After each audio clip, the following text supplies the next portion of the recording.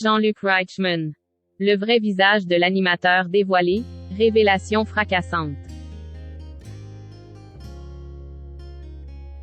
Plusieurs personnes dénoncent le comportement de Jean-Luc Reichmann hors antenne.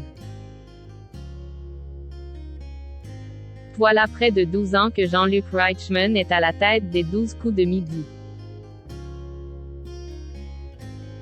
Le divertissement culte de la mi-journée cartonne tellement, que l'animateur est devenu l'animateur numéro 1 préféré des Français.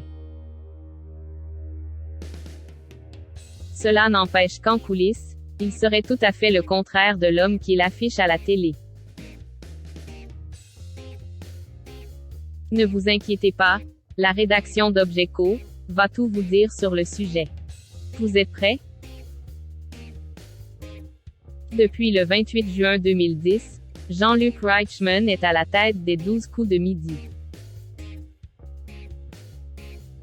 Si vous ne le saviez pas, ce jeu est adapté du jeu télévisé argentin El Legado. D'ailleurs, le nom de l'émission n'a pas été choisi par hasard. Point. En effet, c'est un choix direct de l'animateur de TF1. Il faut dire que le présentateur est un véritable maniaque de l'heure. Chez lui, il possède de nombreuses montres ou de coucous. L'émission s'appelle ainsi car j'ai beaucoup de coucous et de pendules. Mais aujourd'hui, il n'est pas question de pendules ou de coucous. En effet, nous allons plutôt vous parler de l'attitude de Jean-Luc Reichmann. Ce dernier serait tout à fait le contraire de l'homme qu'il affiche à la télé. C'est en tout cas ce qu'affirme haut et fort Amélie Bitoun. Dans TPMP, la jeune femme avait expliqué. Hors antenne, on le sait, c'est pas le personnage sympathique et bienveillant qu'il veut transparaître. Avec ses équipes, il est très dur. Jean-Luc Reichmann dur avec ses équipes?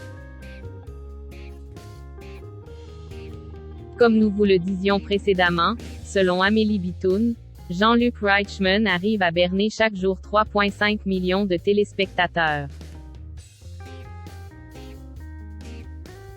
D'ailleurs, son attitude a été pointée du doigt par un grand champion des 12 coups de midi.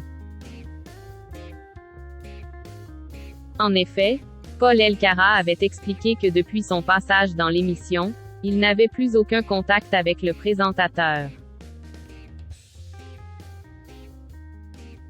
Pourquoi serais-je ami avec lui? Cela fait près d'un an qu'on ne s'adresse plus la parole pour toutes sortes de raisons que je ne dévoilerai pas. Sans dire ce qu'il s'est réellement passé, Paul Elkarat a expliqué que son rapport avec Jean-Luc Reichmann a toujours été difficile.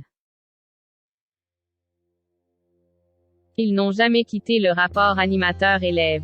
Je n'agresse pas les gens sans aucune raison. Quand bien même j'aurais des griefs contre quelqu'un, je ne dirai pas les raisons sur un plateau télé. Le divorce est-il consommé entre tous deux?